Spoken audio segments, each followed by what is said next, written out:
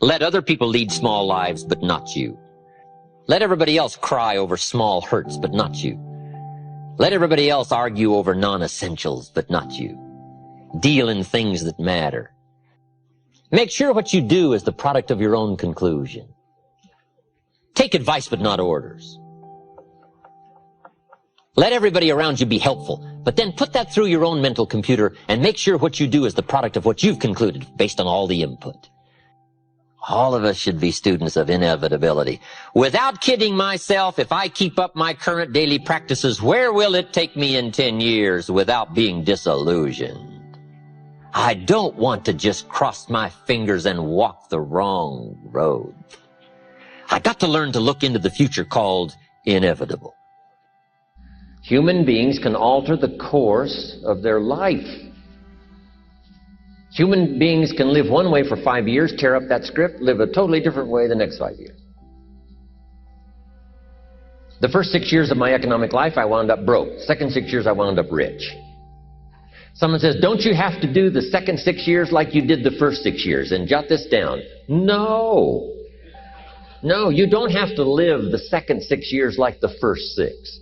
You can use all the information and all the advice and repairing all of your mistakes and adopting a new and refined philosophy so that the next 6 years can be totally different than the last 6. Now here's the next note to make. 5 years from now, you will arrive. The question is where? This is for mature people now. If you keep up your present disciplines and keep up the present pace that you're on, where will you be in 5 years? Boy, it's easy to say, hey, I haven't really thought about that.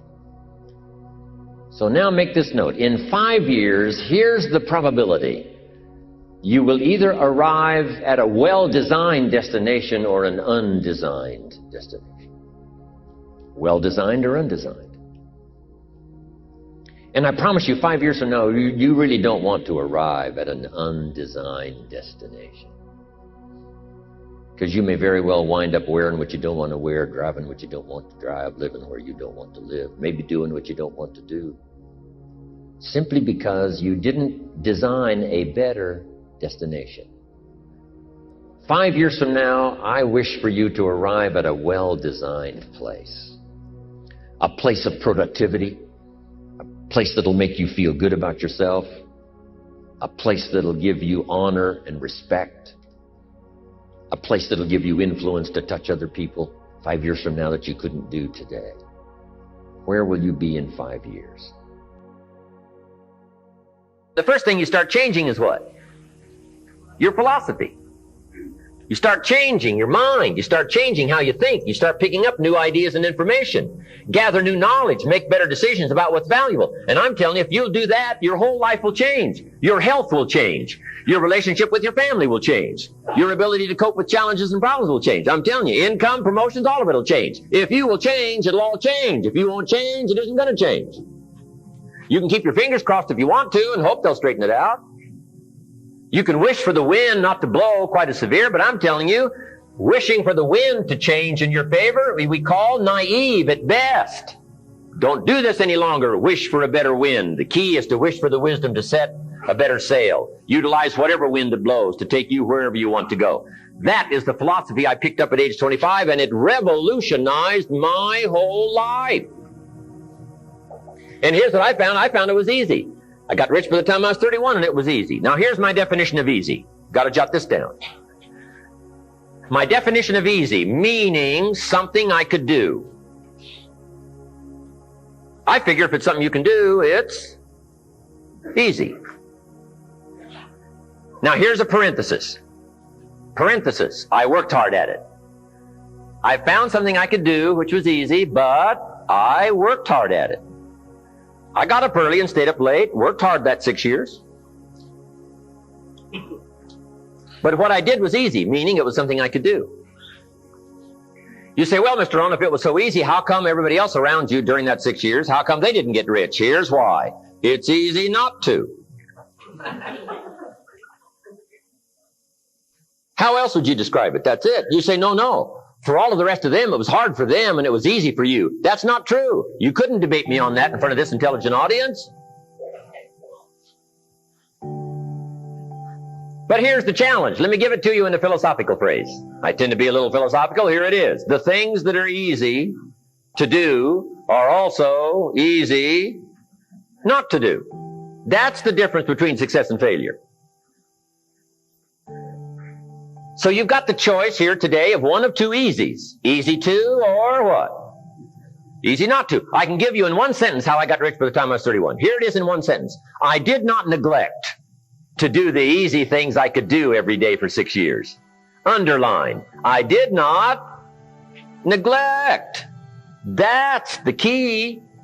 I found something easy I could do that led to fortune, and I did not neglect to do it. Major reason for not having everything you want in America. Major reason for not having more of what you want in America. More health, more money, more power, more influence, more everything. Major reason why you don't get it. Simple answer. Neglect. Neglect. And here's the problem with neglect. It starts as an infection. And if you don't take care of it, it becomes a disease. And here's what else is the problem. One neglect leads to another. Neglect to do wise things with your money, you'll probably neglect to do wise things with your time. Neglect to do wise things with your time, you'll probably neglect to do wise things with your business. One leads to another, leads to another. Pretty soon, neglect has you by the throat, emptying your purse, emptying your heart, emptying all of your chances for equities and power and all the good things. Neglect. What if you should be walking around the block every day for your good health and you don't? I'm telling you, you're on the wrong track. You should do it, you could do it, you don't do it. That's called formula for disaster. All you've got to do is let that and a few other things accumulate for 6 years, and now you're driving what you don't want to drive, wearing what you don't want to wear, living where you don't want to live, doing what you don't want to do, maybe having become what you really didn't want to become. I'm telling you, that's it.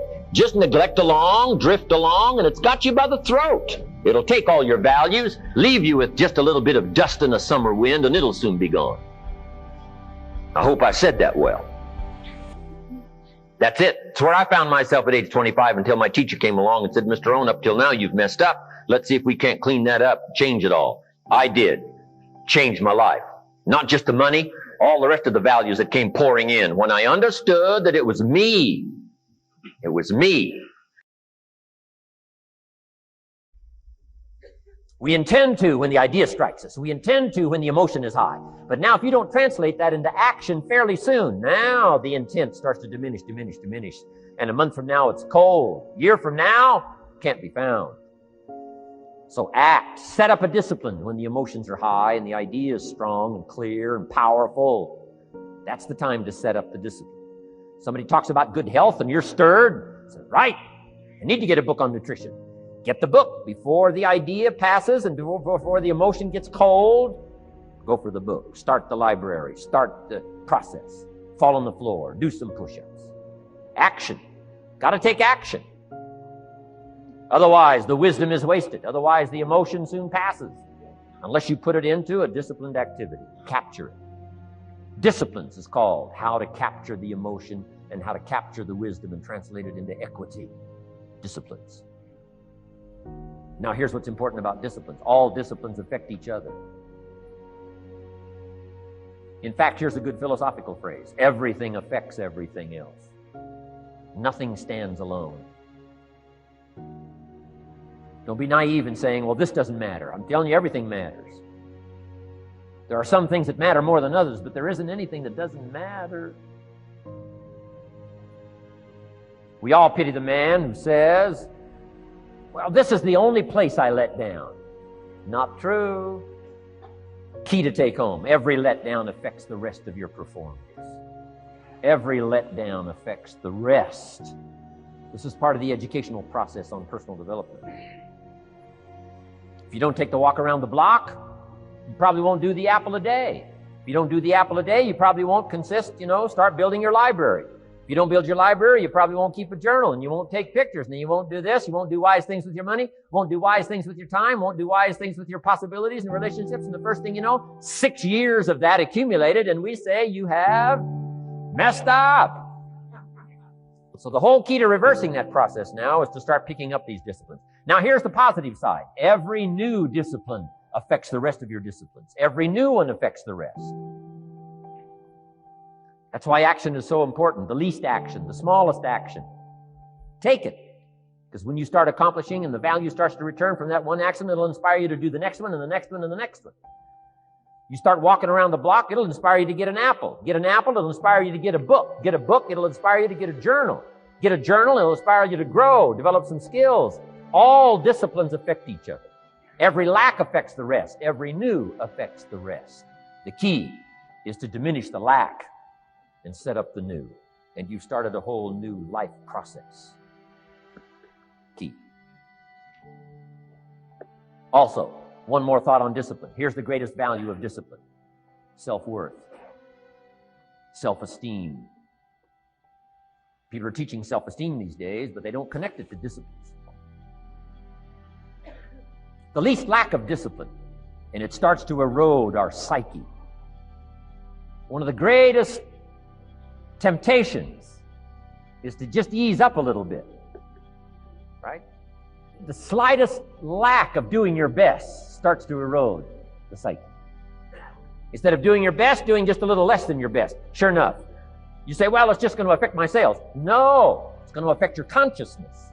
It's going to affect your philosophy. Now you've begun in the slightest way to affect your own philosophy. Here's the problem with the least neglect. Neglect starts as an infection. And if you don't take care of it, it becomes a disease. And one neglect leads to another. And the worst of all, when neglect starts, it diminishes our self-worth, our self-confidence, our self-value. You say, well, how can I get back my self-respect? I'm telling you, you don't have to go to 29 classes. All you have to do is start the smallest discipline that now corresponds to your own philosophy. Like I should, and I could, and I will. No longer will I let neglect stack up on me so that I will have the sorry scenario 6 years from now, giving some excuse instead of celebrating my progress. That's the key to discipline.